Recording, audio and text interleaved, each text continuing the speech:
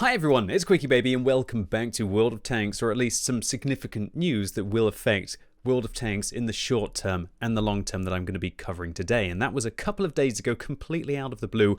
Wargaming announced that they are going to be leaving their founding country of Belarus and Russia and transferring operations there of World of Tanks to a different studio. So before I give my opinion on this matter and break down some of the likely implications that it will mean for you if you are a World of Tanks player, firstly, let's read through Wargaming's statement, which, as we can see, is fairly brief to get an idea of where they're coming from. So they state that over the past few weeks, they've been conducting a strategic review of business operations worldwide, and the company has decided that it will not operate any businesses in Russia or Belarus, and it will leave both the countries. This was effective retroactively from the beginning of April 2022, with Wargaming currently starting the process of closing its studio in Minsk, in Belarus, transferring management of its lives game business in Russia and Belarus to the local management studio Leicester that is no longer affiliated with Wargaming, and the company will not directly profit from this process either today or going forward. And much to the contrary, we expect to suffer substantial losses as a direct result of this decision. Going forward, in all countries, Wargaming will continue to operate World of Tanks as before. The game servers will be operating as usual, and players' accounts, as well as their in-game property accumulated through purchase over there or through other means, will remain unchanged. So firstly, I want to give some context as to why this is so darn significant. Wargaming was founded in Minsk, the capital of Belarus, on the 2nd of August 1998, 23 years ago. And while they have their headquarters in Cyprus, in Nicosia, which may or may not be for tax purposes, really the bulk of where most of things get done, at least from my ignorant outside perspective, would be at their main, or shall we say original headquarters in Minsk, Belarus, and it's their largest studio. Wargaming's breakout game, World of Tanks, was released in 2010, and since then there has been World of Warplanes, World of Warships, World of Tanks Blitz, World of Tanks for console. In what I would call this kind of World of period for the first 5 years after World of Tanks was released, and they finally had some massive capital to be able to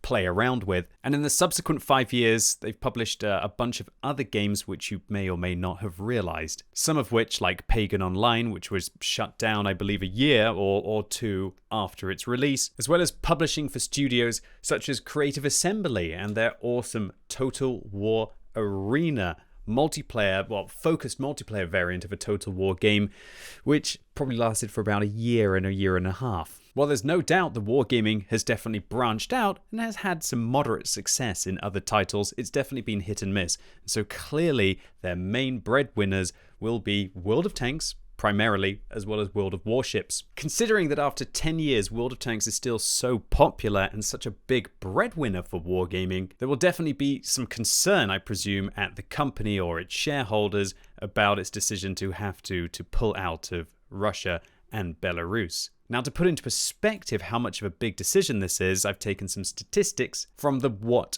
News website, but please let me clarify, these are not official statistics and Wargaming will not comment on them. So here we have statistics of the amount of World of Tanks players that played on the week of the 14th of February. So we have nearly 2.6 million players played on the Russian server for that week, over 700,000 played on the European server, 130 on the North American server, and 100,000 on the Asia server.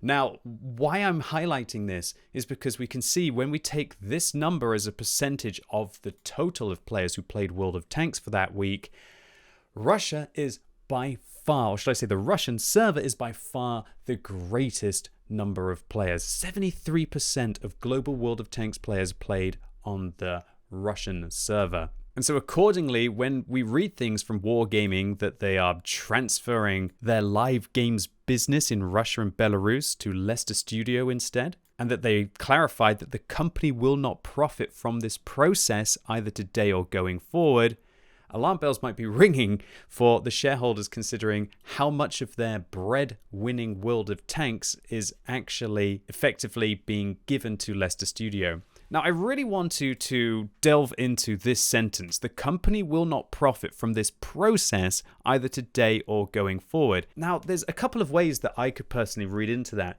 One is that they aren't profiting from, should we say, selling that part of the business to Leicester Studio.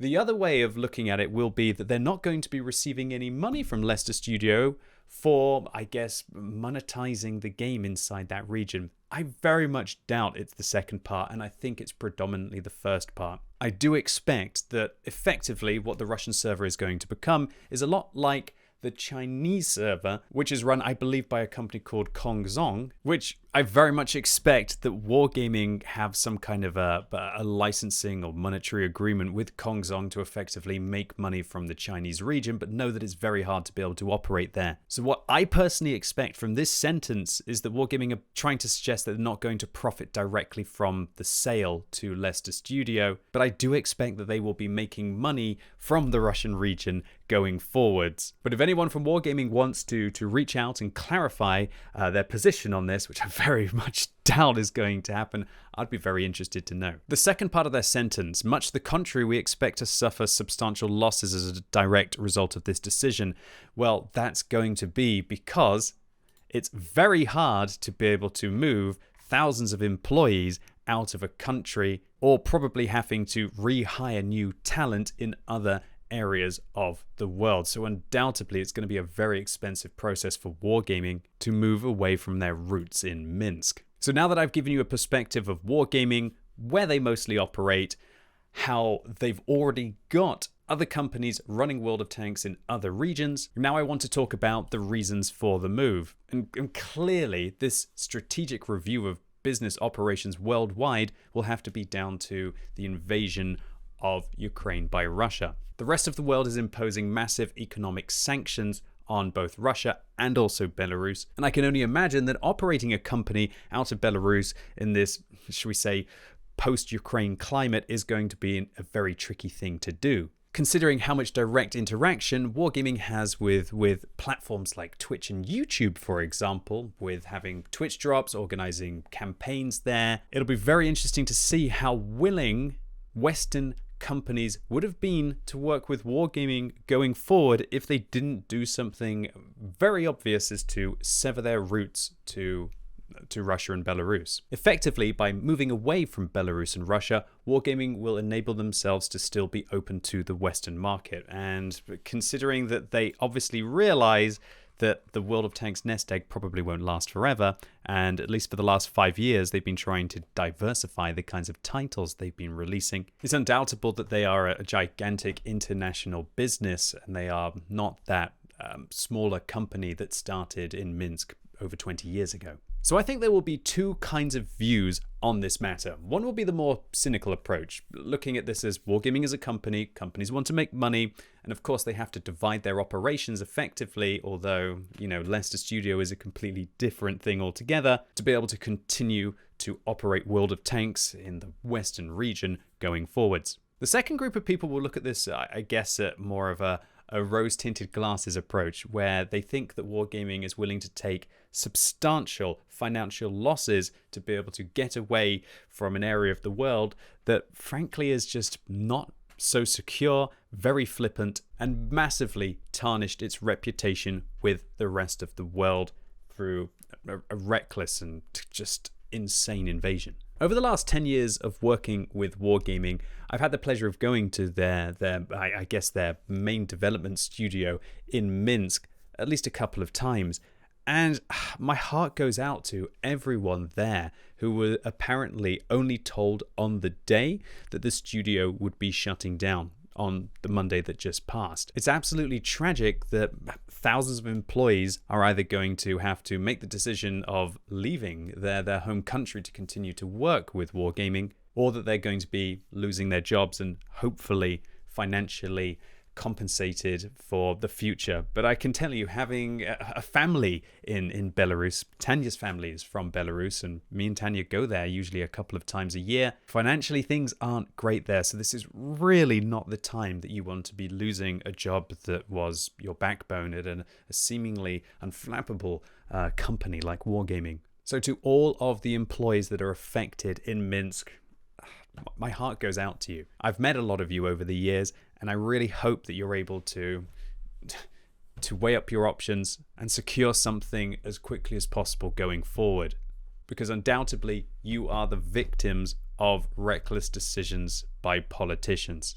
And while I know the World of Tanks community likes to give Wargaming in general a hard time for maybe their decisions to release so many chieftains onto the server and so on and so forth, it's very easy to brush over all of the amazing efforts that all of the employees at Wargaming go through, apart from the balancing department sometimes, to be able to create this wonderful game that has brought me at least so much fun over the last 10 years. So next I want to talk about the implications for World of Tanks. Well, Wargaming have stated that going forwards, all countries will continue to operate World of Tanks as before. So there's going to be no implications, at least that you are going to be able to see. However, obviously, if Wargaming are suggesting that they are going to suffer substantial financial losses as a direct result of this decision, then are you going to be seeing financial consequences inside the premium shop? Is Wargaming going to have to increase the pay to win in their game to be able to afford this move? Honestly, talking about anything like that is purely going to be speculation. Undoubtedly, however, this will have significant implications for the development in World of Tanks in the short and probably the mid-term. When you think about the constant patches, the constant content, the constant new tanks, albeit they're quite often premium, the constant events that go into the game, it's very, very, very easy to get used to that and not to think about the tons and tons and tons of hours that go into its development. There are some estimates that 1,000 to 2,000 employees were working at their largest studio in Minsk, and the very idea of trying to work out the logistics of trying to retain or move those employees kind of would give me sweats. So I really hope that Wargaming got very good at being able to do remote working during the pandemic, and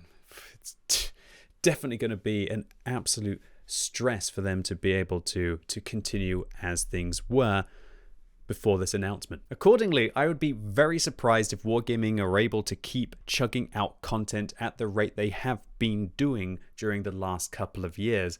But you know what? I really hope they end up surprising me, being able to keep putting in those patches. I don't know about you, but it's definitely one of the things that I love about World of Tanks is there always seems to be something new going into the game every month, or at least every couple of months. It's one of the things that got me hooked on the game back in 2011, and it's one of the things that I'm still here playing it over 10 years later. So now I want to talk about one of the significant implications, and it was one of the biggest things that the community was talking about, like over a month ago now, when the invasion happened. And that was that they felt by buying premium content inside World of Tanks that they would be supporting Wargaming, because Wargaming definitely had significant roots inside Minsk in Belarus, that they would be effectively supporting a regime that is enabling an invasion to happen, although Belarus's involvement is not nearly what Russia's is. The fact that now that Wargaming are ceasing all operations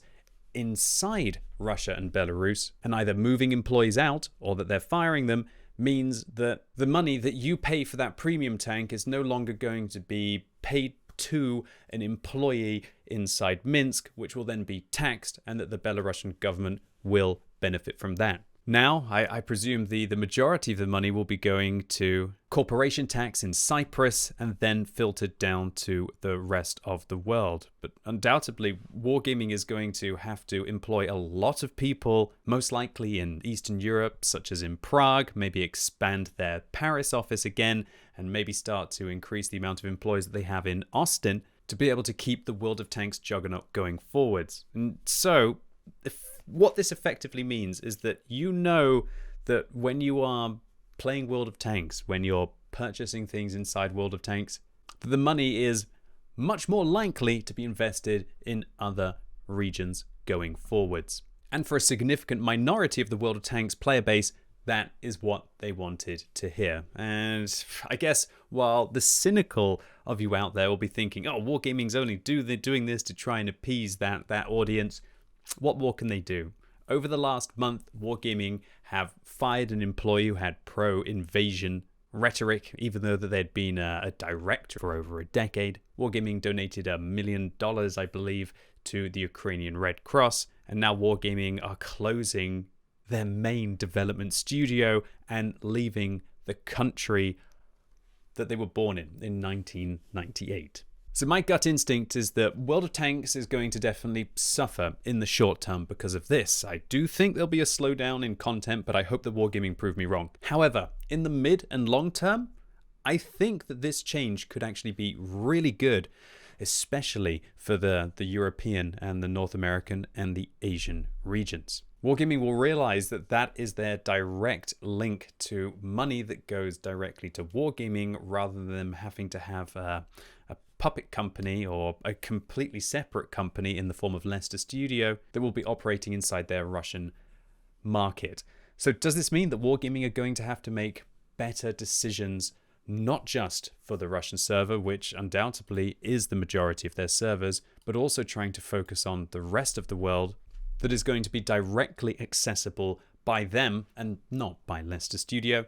Perhaps. And I think one thing is for certain: if they're leaving Minsk, if they're leaving Belarus, if they're having to open up studios either in Ukraine, if hopefully things start to settle down, or if they're going to be opening up studios in Prague or Paris or in Austin, then while hopefully they're able to retain a lot of those hard workers and the people who made the game what it is from Minsk, but they're probably going to have to also take in a lot of new fresh blood from those regions, who will also probably bring in a lot of new ideas, and so it could be exciting for World of Tanks going forwards. Maybe there'll be a shake-up. Maybe Wargaming will have to adapt to a changing free-to-play market and monetization model. But once again, we can only really speculate about those kind of ideas. So to conclude, Wargaming is leaving Russia and Belarus. This gives me a little bit of anxiety in the short term as a World of Tanks content creator, that the World of Tanks content could dry up a little bit. But I think all in all, for the mid and the long term, I think it will be good for World of Tanks, especially for all of you, my audience, the European, North American, and the Asia server players. Not so good for the RU server, though. So for all of my audience out there that does play on the Russian server, I'm sorry to be the bearer of bad news. Anyway, ladies and gents, boys and girls, that was it for today. Hopefully you enjoyed this breakdown on Wargaming leaving their native country of Belarus. If you thought my breakdown was helpful, give the video a thumbs up. If you absolutely hated it, give it a thumbs down. And let me know in the comments whatever you think about this. Did you see this happening? Are you absolutely baffled like I was on Monday? Sorry that it took me a couple of days to get this video out, but I really wanted to take a few steps back and try and think about what the actual implications would be, because Wargaming outside of this is not clarifying anything. So let me know in the comments what you think about this whole matter. Do you think that it's going to affect World of Tanks a lot in the short term, or do you think that it's actually going to be better for the game in the long term? And as always, thank you so much for watching. You've been epic, and hopefully I'll see you soon.